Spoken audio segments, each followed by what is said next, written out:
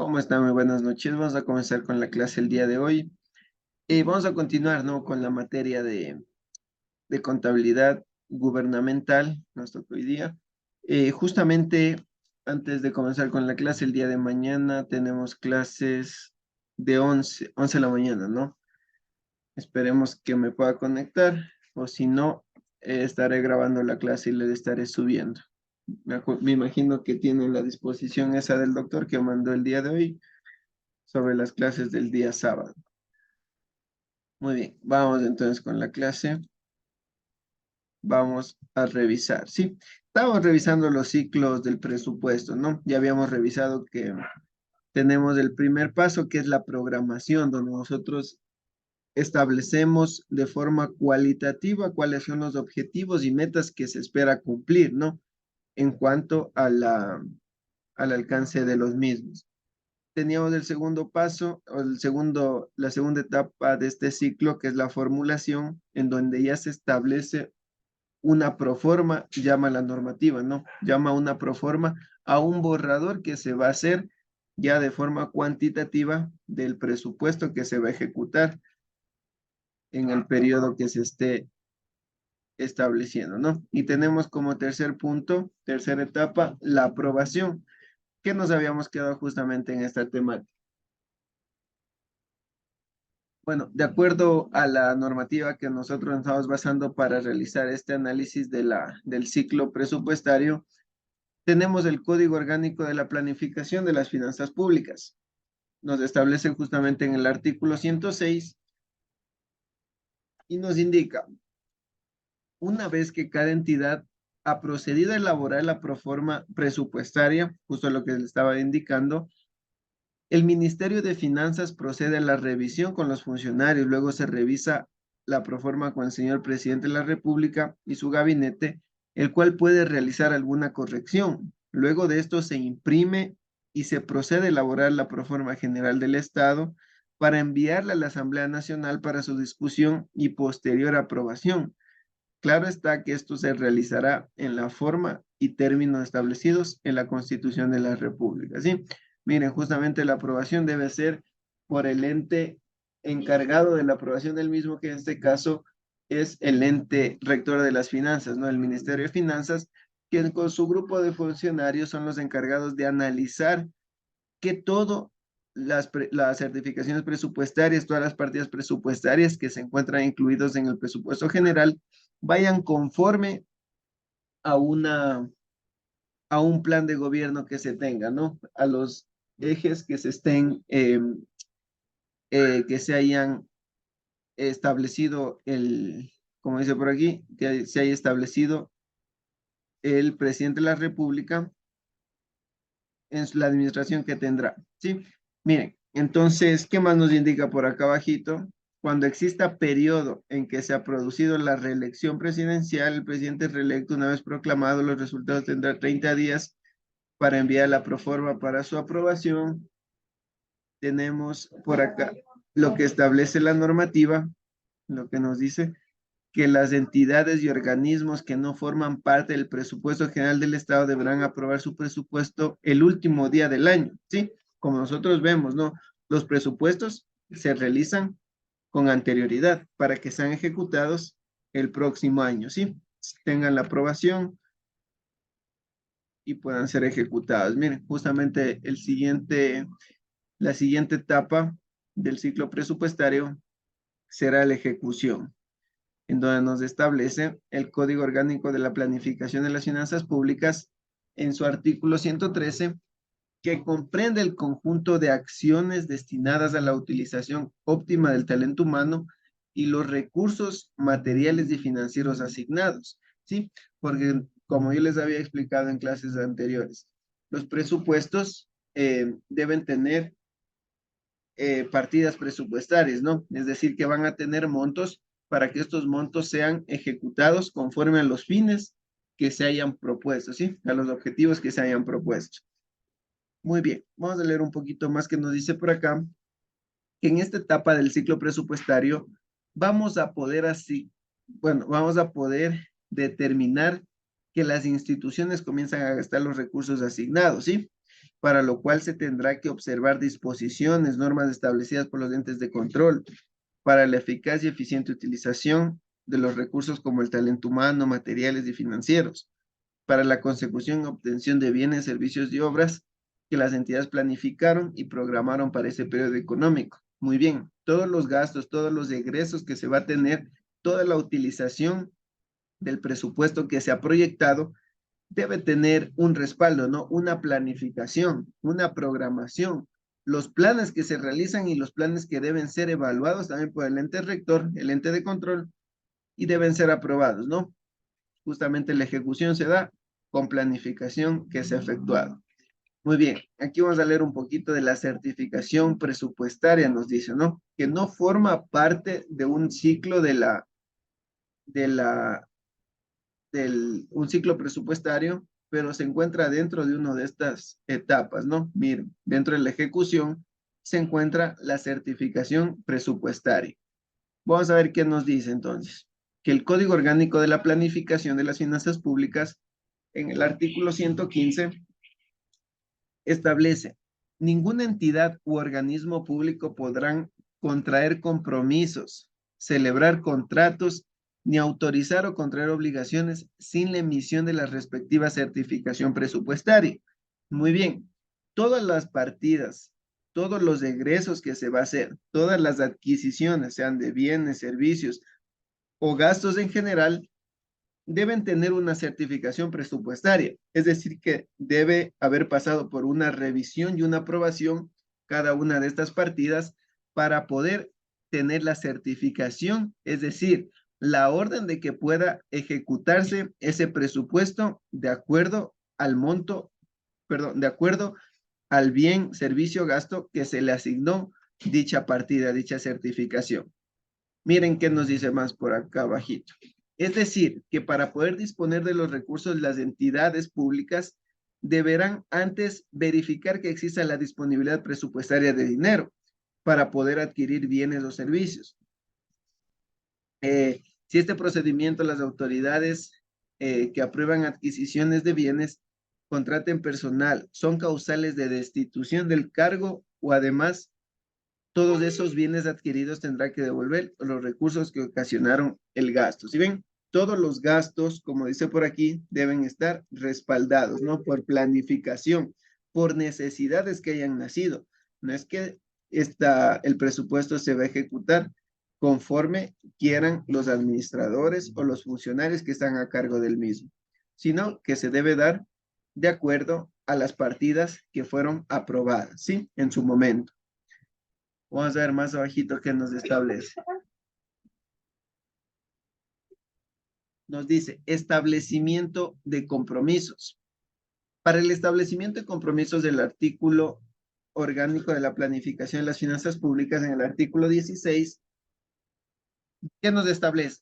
Los créditos presupuestarios quedarán comprometidos en el momento que la autoridad competente, mediante acto administrativo expreso decida la realización de los gastos. Una vez que la autoridad competente tenga la certificación de que existen recursos para poder comprar o contratar bienes y servicios, el siguiente paso es dejar comprometido el recurso.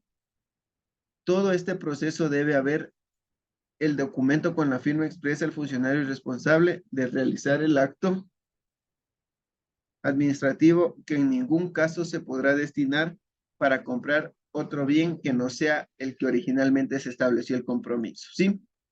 Vas a ver más abajito, mire. Pago de las obligaciones, ¿no? Si nosotros acá en esta etapa que se encuentra dentro de la ejecución nos dice que el establecimiento de compromiso, es decir, que si nosotros ya cumplimos con ciertos parámetros, condiciones, por ejemplo, miren, para adquirir un bien es necesario contar con políticas de contratación pública, ¿no? Es decir, que nosotros ya cumplimos con todo ese procedimiento de contratación pública, adjudicamos un contrato, generamos algún orden de compra, por lo tanto nosotros ya estamos estableciendo compromisos, ¿no? Compromisos de pago por algo que ya solicitamos, por algún concurso, por alguna convocatoria que solicitamos. Y miren, posterior a eso viene ya el pago de las obligaciones. en donde nos establece que una vez que existe el compromiso para la compra de bienes y servicios, al momento que se realice el pago del compromiso, se produce la obligación y por ende la afectación presupuestaria, la cual debe presentar en los siguientes casos. ¿Sí ven? Si nosotros cumplimos con algún proceso de contratación pública, ¿no? Nos entregaron los bienes, nos generaron ya la factura y está pendiente el pago. Entonces, ¿qué nos dice eso? Que nosotros, una etapa del presupuesto es ya efectuar la ejecución presupuestaria, ¿no? Porque nosotros ya teníamos una certificación presupuestaria, es decir, teníamos dinero ya presupuestado o ya otorgado para ejecutar algo. Y en esta etapa que nos establece que el Código Orgánico de Planificación de las Finanzas Públicas en el artículo 117, que nos establece cuando ineludiblemente, por excepción, deben realizarse pagos sin contraprestación de acuerdo a lo que disponga la norma técnica, es decir, que cuando la institución debe realizar pagos sin recibir nada a cambio, por ejemplo, el pago de impuestos, ¿sí? Miren, este es uno de los casos. El pago de impuestos. Segundo, el Código Orgánico de Planificación en el artículo 117, en el mismo artículo, pero en otro inciso que nos establece, cuando se reciban de terceros obras, bienes o servicios adquiridos por autoridad competente mediante acto administrativo válido, haya o no compromiso previo. ¿Sí ven? En estos casos va a existir ejecución presupuestaria. Cuando nos entregan un bien o a su vez cuando nosotros vamos a ejecutar el presupuesto, pero sin obtener nada a cambio. En este caso nos ponía el ejemplo del pago de impuestos, ¿sí? Vamos a ir más adelante, entonces, que ya tenemos otra etapa dentro de las, déjenme ver el ciclo presupuestario. Tenemos por aquí, ¿no? Dentro de la ejecución seguimos en donde nos establece que podemos tener también modificaciones presupuestarias, ¿sí? Porque yo desde un inicio les había dicho que el presupuesto es flexible, ¿no?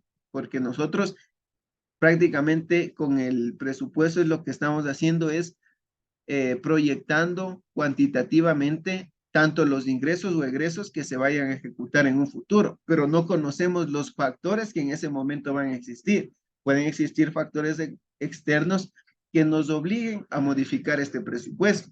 Por lo tanto, aquí tenemos las disposiciones que nos establecen cuando existen estos casos de modificaciones presupuestarias. Entonces, para poder modificar los presupuestos aprobados por el Ministerio de Finanzas, se establecerá la siguiente disposición en caso de que se quiera modificar los presupuestos.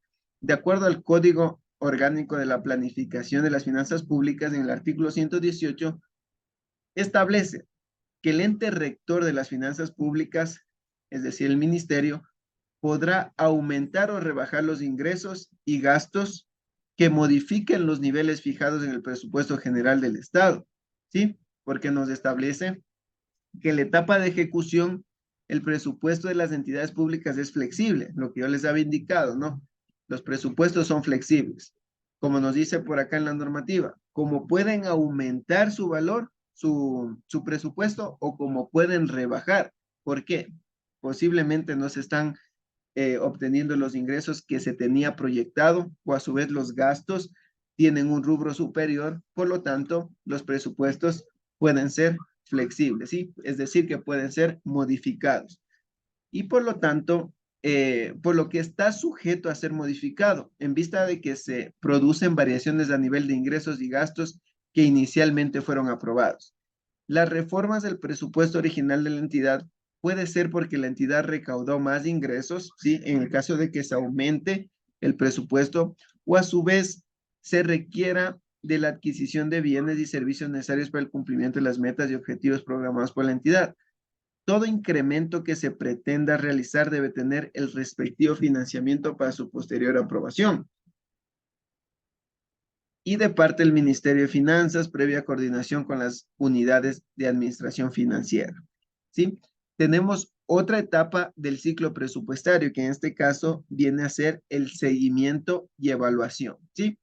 En esta etapa de seguimiento y evaluación, el Código Orgánico de la Planificación de las Finanzas Públicas, en el artículo 119, nos establece que comprende la medición de los resultados físicos y financieros obtenidos y los efectos producidos, el análisis de las variaciones observadas con la determinación de sus causas y la recomendación de medidas correctivas. Miren, en esta etapa del ciclo presupuestario en la que se debe dar la medición de los resultados físicos obtenidos, el seguimiento a los diferentes procesos de contratación que la entidad tenga pendiente de ejecutar.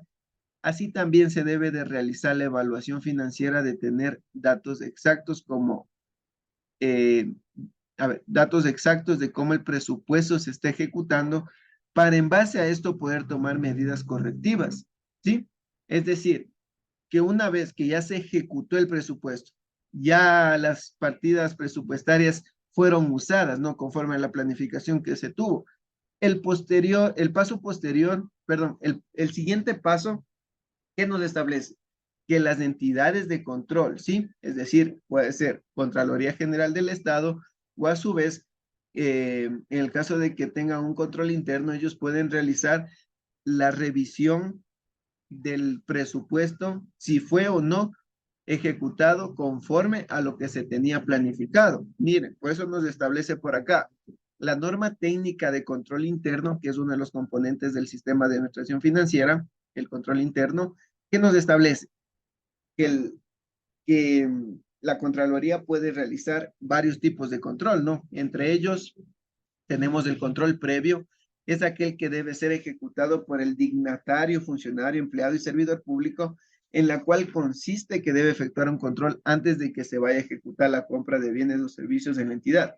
Es decir, que el primer control o filtro, llamémoslo así, que debe pasar una ejecución presupuestaria es por el mismo funcionario que lo está haciendo, ¿no? Es decir, que él debe tener cuidado, debe tener siempre en claro las normas, políticas, condiciones que se den para que se ejecute este presupuesto. Él es el primer, como nos dice aquí, el control previo que se da, ¿no? También va a existir un control continuo, es aquel en que las personas involucradas en todo el proceso de las compras de bienes o servicios deben ir verificando que las diferentes etapas establecidas en los procesos de contratación se estén cumpliendo, ¿sí?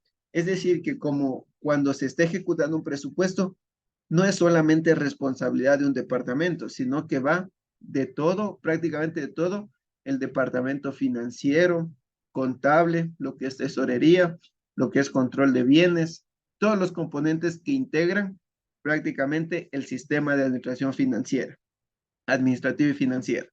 Miren, y existe un control posterior, el cual se produce una vez que los bienes o servicios en la entidad han sido recibidos. Este control le compete a las unidades de auditoría interna, mire, que existe en cada institución y a la Contraloría General del Estado. Este control se lo realiza para verificar que los procesos se hayan cumplido de acuerdo a las normas establecidas. Y entonces, en este ciclo presupuestario, que es el seguimiento y evaluación, tenemos tres etapas, ¿no? De evaluación o de control, llamémoslo así.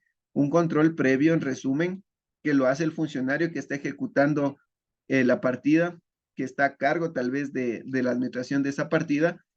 Luego tenemos un control continuo, es decir, que los actores de la ejecución deben ir conforme vaya llegando a cada uno de los procesos de esta ejecución, de las etapas de la ejecución, deben ir revisando continuamente que se esté cumpliendo con lo que establece la normativa.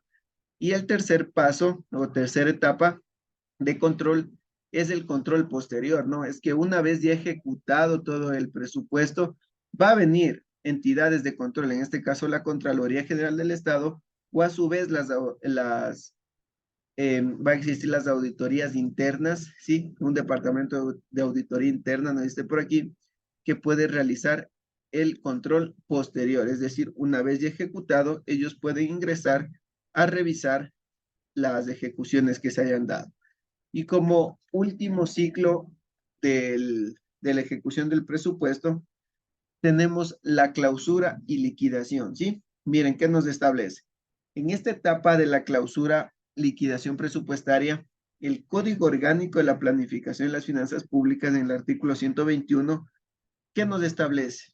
La clausura del presupuesto en donde indica que los presupuestos anuales del sector público clausurarán al 31 de diciembre de cada año. Miren, es decir, desde el 1 de enero hasta el 31 de diciembre tendrá vigencia la ejecución presupuestaria, ¿no? O ese presupuesto que fue aprobado hasta el 31 de diciembre de cada año.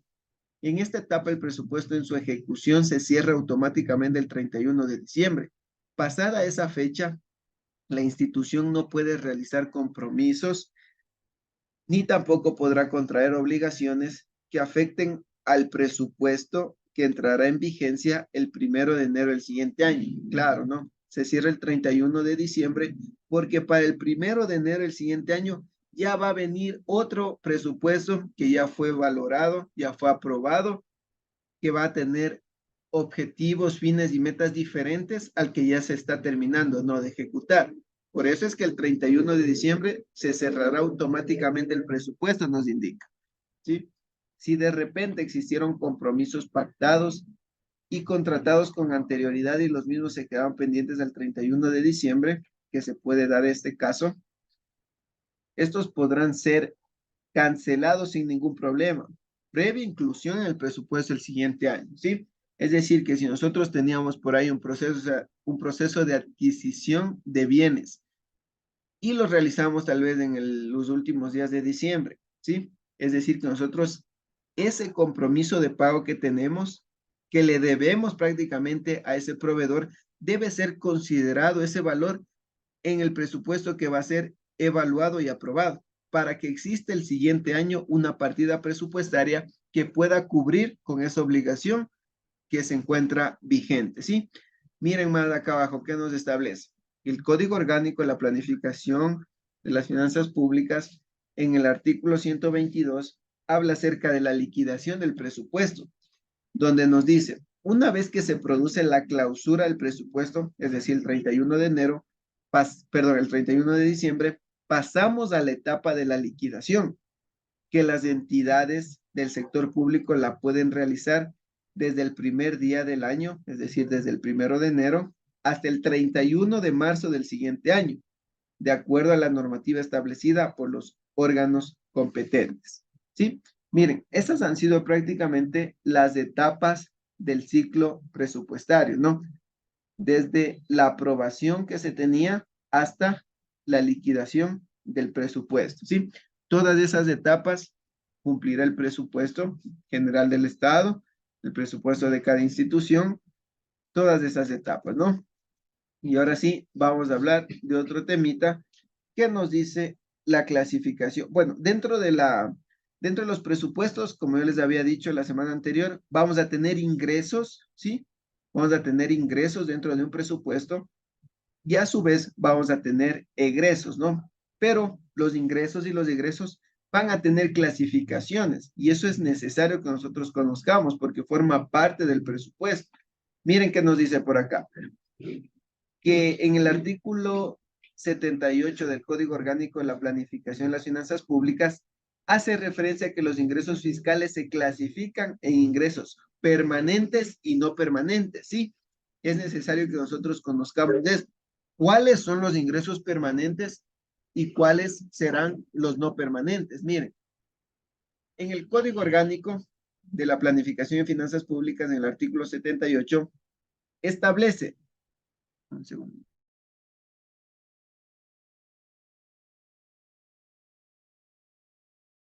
A ver, en el artículo 78 establece que los ingresos permanentes son aquellos ingresos de recursos públicos que el Estado a través de sus entidades, instituciones y organismos públicos reciben de manera continua y periódica y previsible, ¿sí? No se pueden considerar dentro de los ingresos permanentes a los recursos que las entidades puedan considerar como enajenación, degradación o venta de sus activos o cualquier ingreso que pueda ser considerado como endeudamiento público. Dentro de estos ingresos podemos considerar, por ejemplo, a los impuestos, entre los que anotamos, entre los que anotamos, me perdí. Entre los que anotamos el impuesto al valor agregado IVA, el impuesto a los consumos especiales, el impuesto a la renta, los impuestos a salida de divisas, etcétera, ¿no? Y miren, ¿qué nos dice acerca de los ingresos no permanentes? son los ingresos que los recursos públicos que el Estado a través de sus entidades, instituciones y organismos reciben de manera temporal por una situación específica, excepcional o extraordinaria, ¿sí? La generación de los ingresos no permanentes podrá ocasionar disminución en la riqueza nacional, las ventas de activos públicos o el endeudamiento público. Y miren, así como existe una clasificación de los ingresos, es decir, ingresos permanentes y no permanentes, también va a existir una clasificación de los ingresos, en donde nosotros podemos tener ingresos egresos también, egresos permanentes y egresos no permanentes, en donde los egresos permanentes son aquellos egresos de recursos públicos que el Estado, a través de sus entidades, instituciones y organismos efectuados de carácter operativo que requieran repetición permanente, ¿sí? Como por ejemplo, ¿qué nos pone acá? El pago de los sueldos, ¿no? Porque mes a mes ya se tiene este egreso, ¿no? Se va a dar mes a mes. Sería lo contrario a que nosotros hagamos una adquisición de algún bien o servicio de vez en cuando, ¿no? Pero los sueldos sí, es permanente, es decir, mes a mes se debe cumplir con este gasto. ¿Qué más tenemos por acá? Los egresos no permanentes, en cambio, son aquellos recursos públicos que el Estado, a través de sus entidades, instituciones y organismos efectuadas de carácter temporal por una situación específica, excepcional o extraordinaria que no requiera repetición. En este caso, nos pone, por ejemplo, los gastos de mantenimiento, miren, para reponer el desgaste del capital, como ejemplo. ¿Qué otro ejemplo nos ponen por acá? Miren, estos gastos pueden ser salud, educación y justicia, ¿sí? Y miren, más acá abajito tenemos lo que hace referencia al clasificador presupuestario de ingresos y gastos, que esto lo vamos a ver el día de mañana, justamente porque es necesario que nosotros veamos cómo se estructura el clasificador presupuestario, ¿sí? Porque nosotros ya habíamos revisado que para nosotros codificar y asignarle una numeración, es decir, una partida a cada costo, gasto, egreso en general que exista, nosotros no nos podemos inventar la numeración o la codificación para cada una de las partidas, sino que el Estado, a través del ministerio que se encarga de las finanzas públicas, ellos van a emitir este clasificador presupuestario para que nosotros observemos de acuerdo a la necesidad que tengamos, al objetivo, a la meta que nosotros hayamos propuesto, busquemos dentro de este clasificador la partida que corresponda y nosotros otorgarle la numeración conforme a la partida, ¿no? Y miren, por aquí ya les adelanto un poquito lo que vamos a ver el día de mañana acerca de la clasificación de, de la estructuración, perdón, de los presupuestos, ¿no? De las partidas presupuestarias, ¿sí? Entonces, hasta ahí nos vamos a quedar el día de hoy. Mañana tenemos clases de 11 a 12. Sí, vamos a tener clases normales. Y para las personas que no se puedan conectar, de igual manera, la clase va a estar grabada para que la revisen en el aula virtual, ¿sí? Si no tenemos ninguna pregunta, nos vemos el día de mañana en horario normal. Muy buenas noches, Magister Aarón. ¿Cómo está? Buenas noches. Ujú. Haciéndole una preguntita. No se abren las unidades para poder hacer los deberes, o sea, enviar los deberes. Sí, Solo se ya le voy a actualizar, solo está abierta la unidad 1. Debo sí, actualizar. solo la una. Sí, sí, la próxima semana le estoy actualizando eso. No se preocupe. Ya, muchas gracias. Yo Ya. pensé que solo yo nomás no podía. Listo, eso nomás es. Ya Ya, la muchas gracias. Hasta mañana. hasta mañana con todos.